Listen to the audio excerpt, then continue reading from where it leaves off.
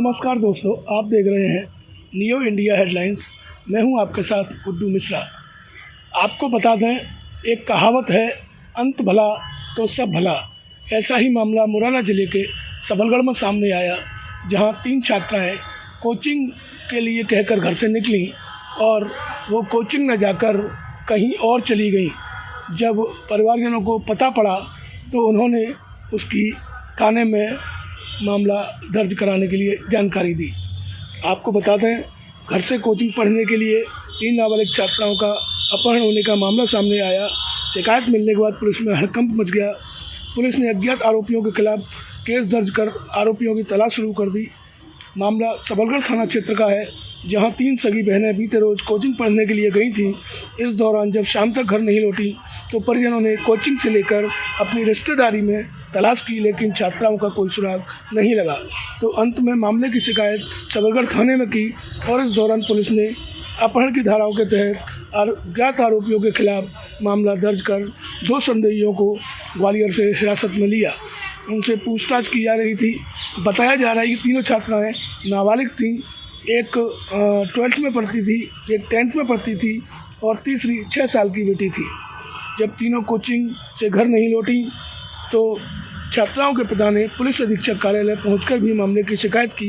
इस दौरान छात्राओं के पिता ने बताया कि मेरी तीनों बेटियां कोचिंग गई थीं, घर नहीं लौटी हैं, जिसकी शिकायत मैंने सबलगढ़ थाने में की, लेकिन अभी तक कोई कार्रवाई नहीं हुई। और पहले भी कुछ लोग कट्टा लगाकर मेरी बच्चियों को धमकी दे चुके थे, वहीं लोग मेरी बेटियों को ले गए हैं। मेरी बच्चियां डेली पर डे कोचिंग पे जाती थी 6:30 बजे, तीनों बेटियां, और 11:15 पे लौट के वापस आ जाती थी। लेकिन कल बेटियां मेरी 6:30 बजे निकली हैं और लौट के रिटर्न नहीं आई हैं। मुझे गांव के लड़कों पे शक लगता है कि वे मेरी बेटी को पहले भी धमकाते थे। 1-2 बार कट्टा भी बताया है। उनसे हमारी पुरानी दुश्मनी है। उन्होंने लड़की पर दबाव बनाया था कि मेरे से फ़ोन पर बात किया करो। मैंने ये सारी जानकारी एसडीओपी सबलगढ़ के लिए दी थी। एसडीओपी सबलगढ़ बोले, मौखिक जानकारी दी थी मैंने कि लड़के को मुझे बता देना, मैं उसको उठवा दूंगा। लड़का उस दिन से मुझे मिला नहीं था। अभी 8-10 दिन पहले मेरे रूम के सामने दुकान थी, उस दुकान पर मुझे दिखा था लड़का, फिर मुझे कुछ दिखा नहीं है। वो ये गांव वाले दबंग पार्टी है, अच्छी पैसे वाली पार्टी है, उनके सर्विसमैन है नहीं कोई। 100 बीघे ज़मीन है, बार बार हमको टॉर्चर करते रहते हैं, गाली गलौज करते हैं।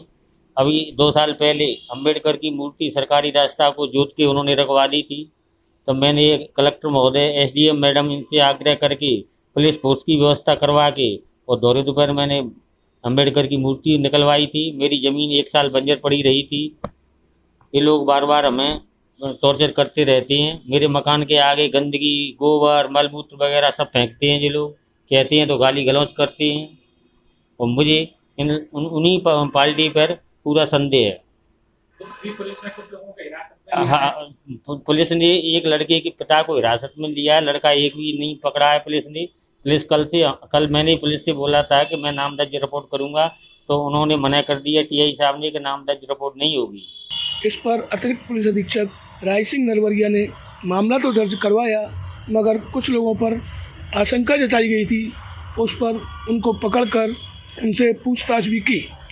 जब पुलिस ने पूरे मामले की तहकीकात की तो पता पड़ा कि तीनों बच्चियां ग्वालियर में हैं। पुलिस ने जाकर तीनों बच्चियों को बरामद किया। जब उनसे पूछा गया कि आप लोग ग्वालियर क्यों गई थी, तब छात्राओं ने बताया कि पिता की डांट से नाराज़ होकर तीनों छात्राएं पढ़ने के लिए ग्वालियर चली गई थीं और वहां किराए से कमरा लेकर पढ़ाई कर रही थीं। पुलिस की इस घटना के बाद से जो निरंतर सक्रियता को देखते हुए पुलिस अधीक्षक महोदय ने इसमें पूरी टीम को लगाया, और उसमें न सिर्फ सबलगढ़ की टीम बल्कि जिले स्तर से भी टीम और साइबर की टीम पूरी इसमें लगी थी।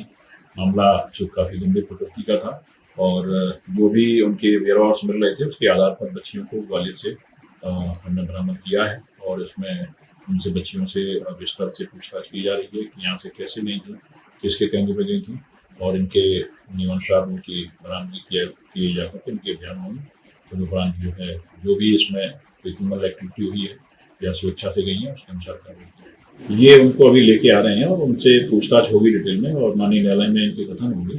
उसके पश्चात जो भी स्थिति क्लियर होगी उसमें जो लेकिन प्रथम दृष्टया ये निकल के आ रहा है कि वहाँ से घर से जो निकल के गई थी और बस में बैठ गई और उसके बाद यहाँ से ग्वालियर गई और ग्वालियर में जो है हमारी टीम ने बरामद किया। परिवारजनों ने जिन पर शक किया था उनको हमने जो है हिरासत में लिया था और वो अभी हमारी पूछताछ की प्रक्रिया में है और उनसे पूछताछ की जा रही है। हालांकि पुलिस ने ये पहले ही साफ कर दिया था कि ये मामला अपहरण का नहीं है, मगर किसी दूसरे रंजिश को लगाने के लिए छात्राओं के पिता ने उन पर मामला दर्ज कराने के लिए पुलिस पर दबाव बनाया।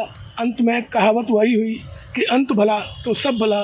तीनों बेटियां पुलिस ने सकुशल बरामद कर ली हैं और उनके कथन लेने के बाद परिजनों के हवाले कर दिया है। मैं नियो इंडिया हेडलाइंस के लिए गुड्डू मिश्रा।